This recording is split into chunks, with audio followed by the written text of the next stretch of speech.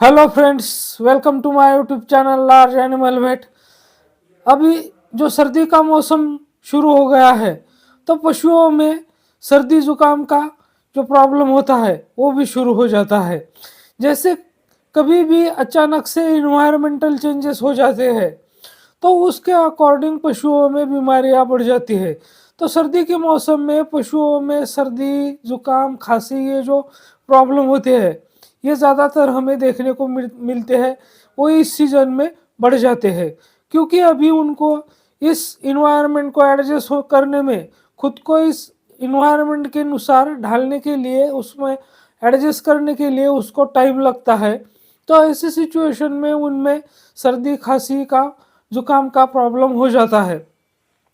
तो आज का हमारे इस टॉपिक में हम बात करेंगे कि जब हम ऐसे पशुओं की ट्रीटमेंट करते हैं जिसके नाक से पानी बह रहा हो, खांसी हो गई हो, जिसके आँख से पानी आ रहा हो, तो ऐसी कंडीशन में अगर उसको हम एंटीबायोटिक लगाते हैं तो एंटीबायोटिक लगाना हमारा सही है या गलत है। मतलब कि एंटीबायोटिक हमें ऐसे केसेस में लगाना चाहिए या नहीं लगाना चाहिए। बाकी जो सपोर्टिव थेरेपी हम उसको देते हैं सिर्फ उससे काम चलेगा या हमें उसमें एंटीबायोटिक का यूज़ करना ही पड़ेगा। तो इस बात पर आज हम विस्तार से चर्चा करेंगे, लेकिन उससे पहले अगर आप मेरे चैनल से नए जुड़े हैं या अभी तक आपने मेरा चैनल सब्सक्राइब नहीं किया है तो प्लीज़ मेरे चैनल को लाइक, शेयर और सब्सक्राइब करें। साथ में बेल वाला आइकन दबाकर ऑल वाला ऑप्शन भी चुनें ताकि भविष्य में आने वाली हर वीडियो की नोटिफिकेशन जो है वो आपको सबसे पहले मिलती रहे।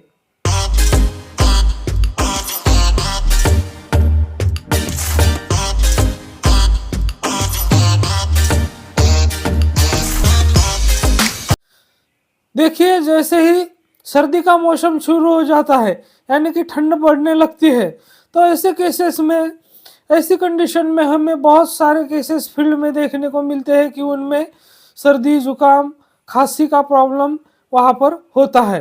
वो चाहे छोटे बछड़े हो या बड़े एनिमल्स हो, तो उनमें सभी में, जैसे कि बकरियां है, गाय है, भैंस है या उनके छोटे बछड़े हैं, बकरी के छोटे बच्चे हैं, तो इन सब में हमें ये प्रॉब्लम देखने को मिलता है।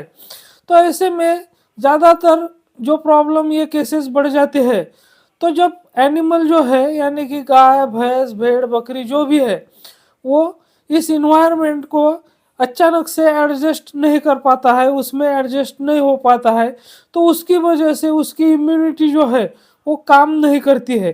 और ऐसे केसेस में ज़्यादातर पशुओं में वायरल इन्फेक्शन होता है और इम्यूनिटी कम होने की वजह से, इम्यूनिटी कंप्रोमाइज होने की वजह से पशुओं में ये सारे प्रॉब्लम्स हमें देखने को मिलते हैं।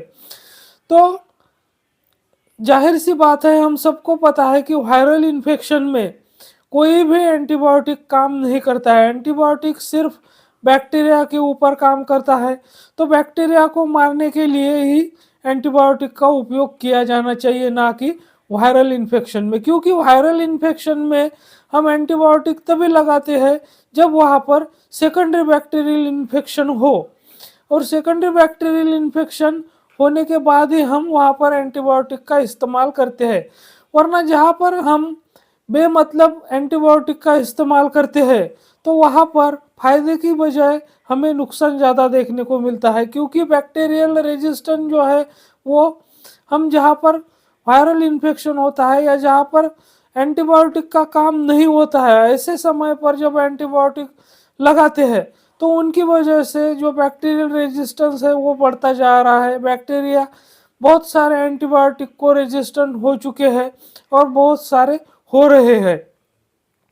तो जब हमें वायरल इन्फेक्शन है या बैक्टीरियल इन्फेक्शन है ये कंफर्म नहीं होता है तो ऐसे केसेस में हमें ज़्यादातर सिम्टोमेटिक ट्रीटमेंट करना चाहिए और वहाँ पर एंटीबायोटिक का उपयोग कम से कम करना चाहिए, ऐसा मैं मानता हूँ। क्योंकि बहुत सारे ऐसे केसेस में मैंने बगैर एंटीबायोटिक के बहुत सारे केसेस रिकवर किए हैं।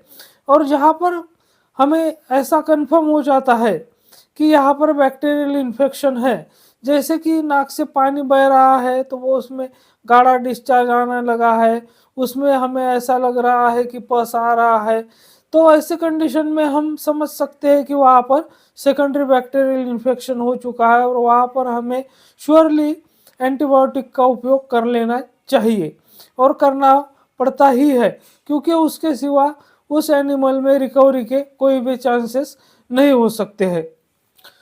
तो जहाँ पर इन्वायरमेंटल चेंजेस की वजह से, बढ़ती हुई ठंडी की वजह से या फिर वायरल इन्फेक्शन से पशुओं में सर्दी जुकाम खांसी का प्रॉब्लम होता है, तो वहाँ पर हमें सीधी सी ट्रीटमेंट क्या करनी चाहिए कि उस पशु में हमें सबसे पहले एंटीहिस्टामिनिक लगाना चाहिए, जैसे कि इंजेक्शन क्लोरफेनिरामाइन मैलिएट जो आता है सॉल्ट, तो उसका कोई भी इंजेक्शन हमें 10 ml बड़े पशुओं में इंट्रामस्कुलर लगाना चाहिए।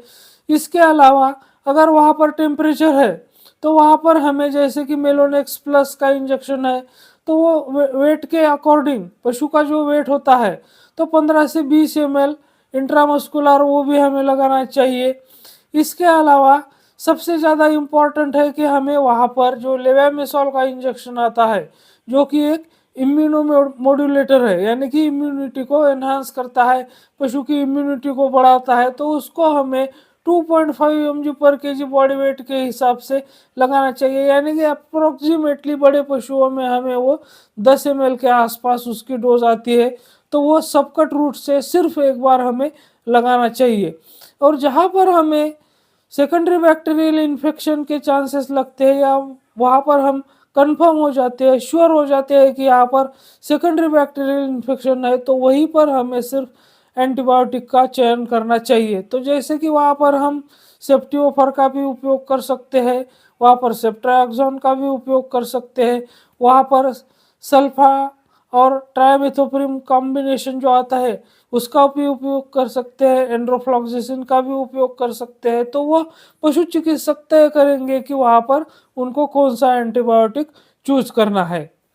इसके अलावा ऐसे केसेस में हमें जो हर्बल प्रोडक्ट आते हैं, जैसे कि ये वेट कप नाम से आप मेरे हाथ में एक लिक्विड देख रहे हैं, तो ये बड़े पशुओं में 30 ml दिन में 2 बार 3 से 5 दिन तक देना चाहिए, यानी जैसे कि गाय भैंस है उनमें, और जो भेड़ बकरियां है तो उनमें 8 से 10 ml दिन में 2 बार 3 से 5 दिन तक देना चाहिए। तो हमें एंटीबायोटिक की बजाय अगर हम इस प्रोडक्ट का, ऐसे प्रोडक्ट्स का इस्तेमाल करते हैं तो वो ज़्यादा बेनिफिशियल होता है। और जहाँ पर सेकेंडरी बैक्टीरियल इन्फेक्शन होता है वहीं पर हमें एंटीबायोटिक का उपयोग करना चाहिए। तो ऐसा मैं आपको मेरे अनुभव से बता रहा हूँ। तो मेरे साथ बने रहने के लिए आपका बहुत बहुत धन्यवाद।